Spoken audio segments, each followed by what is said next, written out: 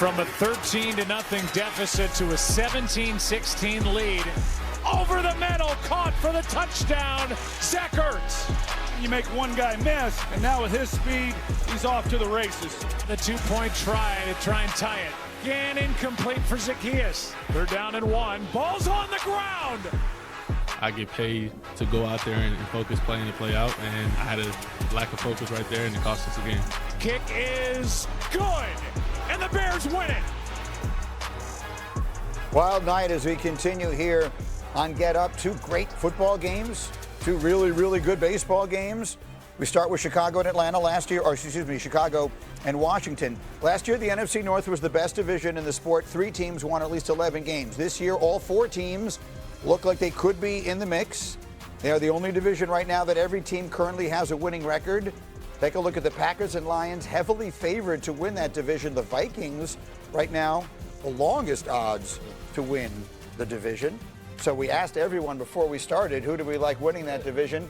And I see it split between Detroit and Green Bay, which is probably not a surprise. Jeffrey. Yeah, I just like the Lions. I think ultimately this team's going to get healthy on the back end of their defense. They're going to be better. This is a tough-minded football team who is extremely explosive.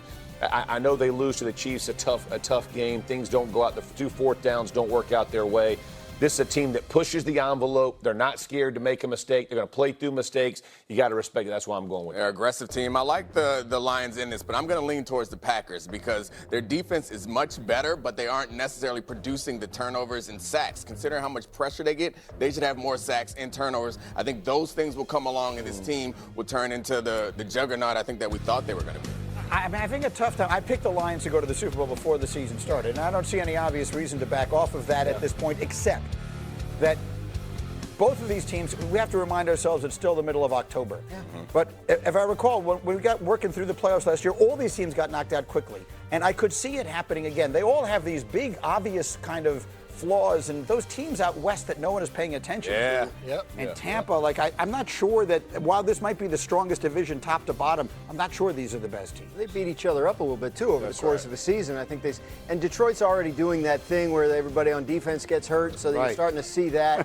Now it's not season ending. I hate when they do that thing. To me, it's a coin flip. I think the Packers, a young team that has reason to believe it'll get better as the season goes along. So that was what broke the tie for me. But looking at this graphic, I think my only thing I can say is congratulations to the Bears on your division. Or the Vikings. I mean, everyone is discounting the Vikings. The Vikings are the only one in that division that has a question mark at the quarterback position. That's the reason I think that they're last. Do they think they have a question mark? Like I think they think they have J.J. McCarthy. Guys played 2 games. Like they can't possibly know, even if they believe that he's the guy. I get that.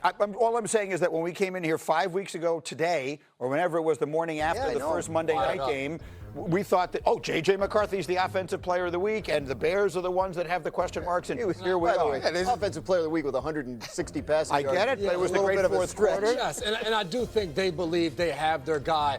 The biggest thing is that he just needs to be out there. To the point of that game, you got to see a little bit of the it factor. Now you need the development on the practice from day in and day out, the games from week in to week out to see him continue to progress. Final word. Yeah, I mean, we do TV, Greeny, after a game like that. We overreact, make it real excited, the people like it, and then a few weeks later they tell us we were wrong. It's a little alliteration on them. Yeah. There you go. I'm offended by the mere suggestion that you think we would ever overreact to anything on this program, including huge news in Tennessee, the most ridiculous thing in the history of sports.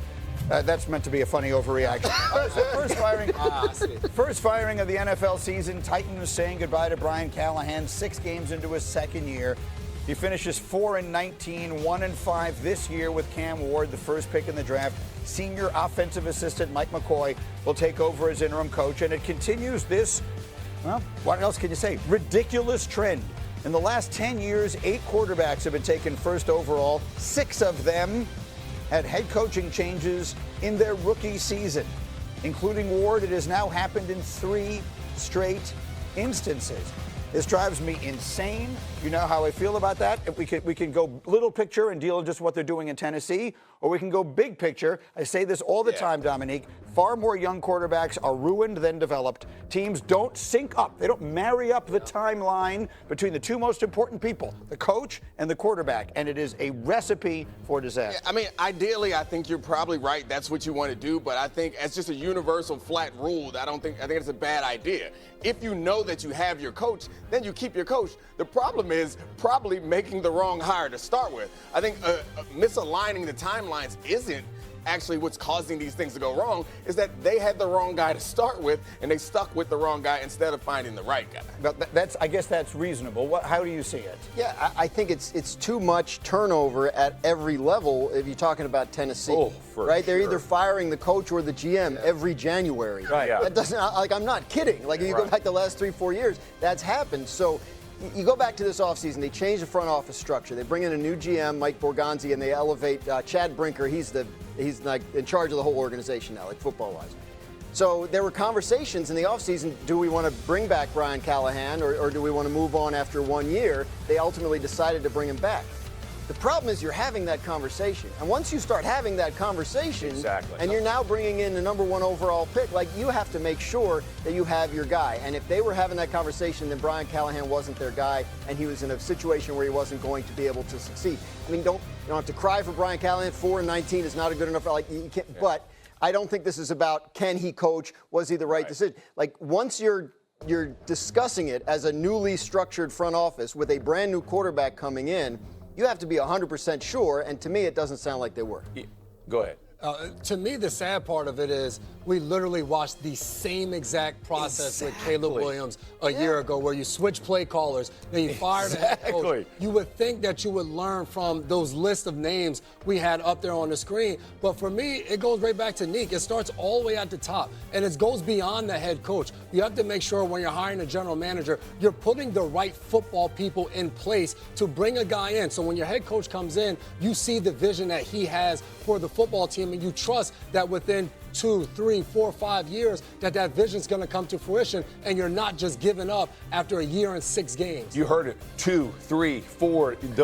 Right? Here's my issue with all of this. I think people don't necessarily always understand the power structure in the NFL. And you said it right. In Ford, so they fired a general manager, then a new general manager, then they fire Vrabel, then they fire that general manager, right? So the process continues. Now they do it again. They're questioning whether they should fire the head coach. So what does the head coach come in? He comes in, he's basically a lame duck. Yeah. So when things don't go well with a rookie quarterback that you know is going to take time to develop, all of a sudden you got to fire your play caller. Well, why do I got to fire my play caller? You got to move on from this guy. So Steve Wilks said it best the other day, and it was talking about he had cut a player, Baker Mayfield. Said, hey, and Steve Wilks was like, hey, listen, I'm not sure how much authority an interim head coach has.